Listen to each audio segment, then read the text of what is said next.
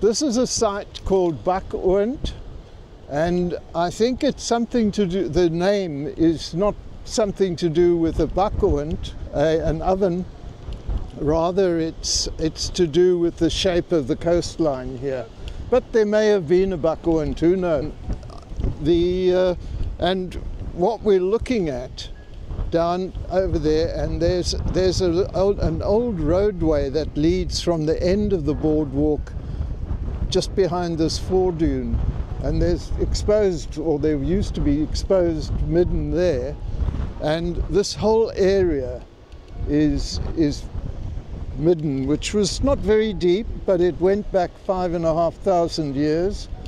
And there's pottery at the top, so there's material which is younger than about 2,000 years ago. And Jason Orton, one of the local archaeologists, excavated here as part of a cultural resource management mitigation, and he found what we could see in the exposure, but he also made a comment that the very small back segments that occurred in his sample reminded him of the same size and type of quartz back segments that they find in the Makwaland. And I can add to that, they find that one of the students who did an excavation up at Elands Bay many, many years ago, he also found these tiny little crescents, we used to call them, segments, also made on quartz. So there's, we know there were links, and people moved up and down and around about all the time. Shellfish, the composition of species really only changes from site to site depending on what's offshore. People were going for reasonable size. They were also controlled by tides. So sometimes you get subtitles species, and there are quite a lot of them here. These big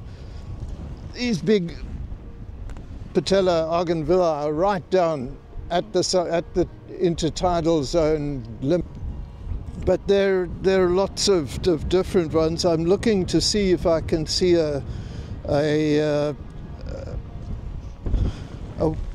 Donax scraper, but not, although that looks like it's actually been utilized along that.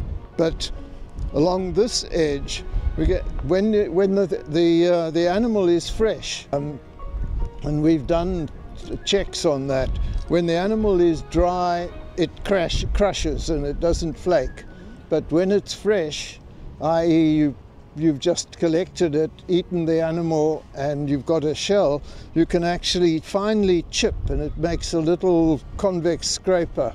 It's probably more natural. I think it's probably just that's exactly it. That's what you find. I mean, it could be natural, but that's what the edges look like.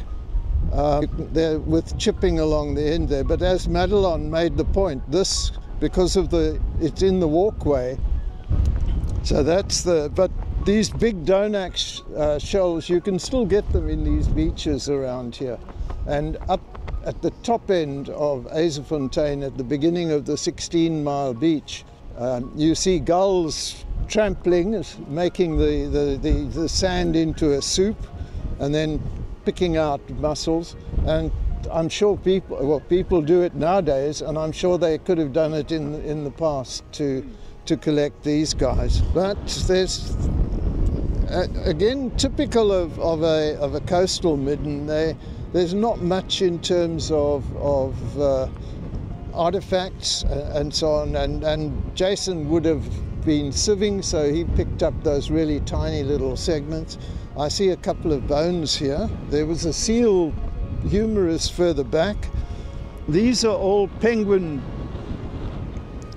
bones, and it's not surprising because Dawson Island, which is somewhere over here, maybe in the mist, penguins would be regularly washed up on these beaches, and it's quite clear that some of the species, and probably pretty well all of them, because nobody had access to the islands, pretty well all of them were picked up, washed up on And whereas we might turn our noses up on a not so fresh penguin on the beach, or even a fresh one for that matter, I've cut them up.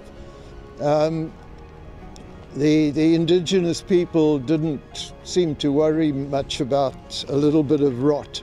If you were living further inland and you'd come down to the coast to collect food, you would shuck the animals and then put them in a bag and take the meat back and add to these, and things like... A group coming together. Yes, yes. Constantly colonized. Well, they would know exactly when to come for the best possible returns, and that would be at springtime. They've established that ostrich eggshell beads less than 6 millimeters in diameter were made by hunter-gatherers, Sound people, and larger than that they were made mostly by Khoikhoi people. So the herders were going for bigger and better. Maybe they had more time, and the hunter-gatherers... The populations over millennia or thousands of years would have used the same spot? They come and go, and they know where a good place to get water, to get this, to get that. And the other thing you find on shell middens is not only the marine stuff, but you also find tortoises, dune mole rats that have been eaten as opposed to have died in the site. Those little steenbok and gresbok, and so on in there as well. So they knew, and those are territorial, and they breed quite well. They live very nicely along the coast here. Shell midden, as in the result of human activity. This is marine, and it's the equivalent, possibly around 5,000 years ago, 1,500 to 5,000 years ago, when the sea level was slightly higher. It's the equivalent to what you see down the bottom there. There's runoff, but that wet patch is the current tidal reach. But if there are bones in here, there'll be seal bones and bits and pieces. No charcoal, no pottery, no artifacts, stone artifacts. And that, given it and its context, tells us that it's marine. And before the grass grew, you could actually see it tailing off up the top there. And so it's basically the result of a higher sea level. And that's the sort of thing we're going to see in the future. But it gives you a perspective on what happens. And next to the Yzerfontein Middle Stone Age site, there's an example of a storm surge which is sitting up at 5-6 meters. That was the previous high sea level 125,000 years ago. But when the sea level comes up, all the associated marine features come with it, and things like that. So yeah, but this is a very impressive. Some up the west coast, some of the what they call mega middens look very much like that. They're massive things, and the farmers used to excavate and truck out tons and tons of shells and then put them in their lime kilns, as we'll see on our way up. Perlman, which of course breaks up very quickly. So, but they're there, and I would think if somebody was to date them, that I know they're earlier. Some of them at least are earlier than 2000.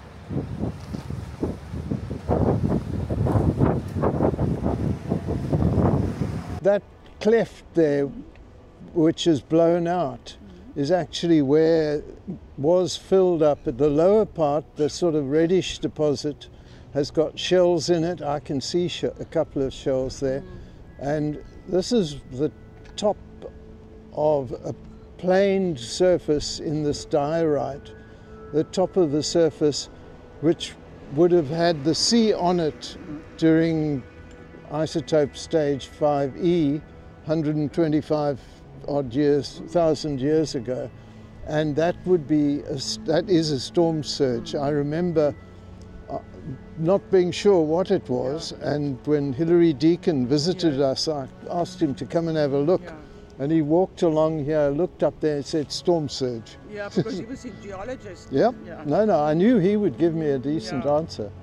But that's the sort of overhang that people were living in during the Middle Stone Age. Not only here, but also up at Saldanha on Hoodke's Punt, where John Parkington has worked, and Richard Klein and myself have collected hyena accumulation material.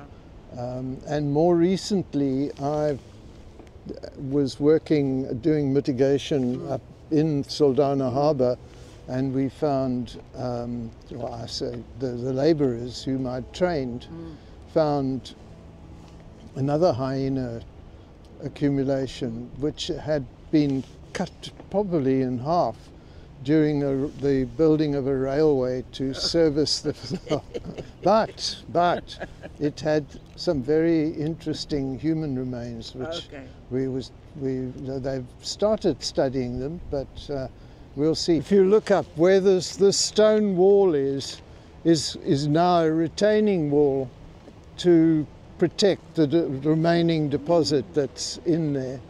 And Madelon knows because she worked there a lot. Then higher up, under that top calcrete ledge, there is the actual overhang, and then there was deposit coming down all the way to the diorite ledge, 3.8 meters worth of deposit, which ended up at the bottom. So that tells us that there was material there which was older than the 125,000 year. As we drove past, I saw shells in sandy deposit. I thought, oh, I wonder, and I subsequently went up there and recorded the site. And then much later on, I mentioned it to John Parkington, and he and Royden Yates came and started, because we thought it was just it had gone from right at where that stone wall is pretty well to where the terra force is, and so we thought there was just a little bit and it was worth salvaging. And then we ultimately, it became apparent when John and Royden were working that there was a lot more to it than thing. There was also a hyena accumulation, a small one, up under the top of that ridge. And then Richard Klein from Stanford University funded John and Royden, and then decided that he was going to set up a much bigger project. So he got the funding and we came and excavated over 3 years, and that has been published. And a new method of dating established the dates as being between 119 and 113,000 years. Yeah. I think that's Madelon there with a white sweater. Yeah. Madelon used to leave at about 4 o'clock in the afternoon, walk back to our accommodation and cook supper. So if you look at the section there, the top is where there was very loose material like that storm surge, and there was on the side, this side of the whole thing, there was a hyena accumulation which was contiguous with the shell midden. The other thing which we won't stop because it's further inland is there are two pans that we drive past, and they used to be mined for salt. And there were coker pans and railway lines, and I'm talking about lines for the coker pans, not steam engines. And they used to then truck or wagon the salt into back to Cape Town and other parts. Oh, yeah. You can imagine how much shell goes into these. Absolutely. And that deposit that we were looking at this morning, Yeah. certainly down, it's now illegal to dig into those, but there were others near it which we didn't see, nearer to the top of the village. I've known Dave for many, many years. He and I became members of the Archaeological Society within a year of each other. And I think, if I remember, I was 12. So, you know, and he was also 12, so he's a year or two more older than me. Yeah. Well, as you can see, they've picked it up, filled it up with layers of shell and wood, and more shell, more wood, and so on. So they layered it, and then they burn it. And I've never seen the inside of one of these things, so I don't know exactly what the structure is, No. but they then scrape the white. The shell burns and becomes very, very fragile and breaks down into a white powder, and you get small fragments of shell in it. And some of the old Cape Dutch buildings have still got, well, they will still have mortar made from shells, and you can see the grey and white shells in the mortar. And then they'd light the thing, and it would do its burning part, and then they'd scrape the powder into this area here. This is a trough in which they would have had the next load of shell, which would have come from the beach on a cart or a wagon, and that's why they presumably built here because they're close to the better wood. But they were in operation going way back. Oh, okay. I mean, you know, into the 16th, because that was the way of getting lime. And so there would have been some of these around Cape Town, for instance. I hope you guys have enjoyed yourselves. And we're already talking about, at some time, which the committee will deal with, going to Saldanha Bay. I used to take people here and Saldanha Bay, and it was a hell of a long day. But anyhow, thank you, and drive safely.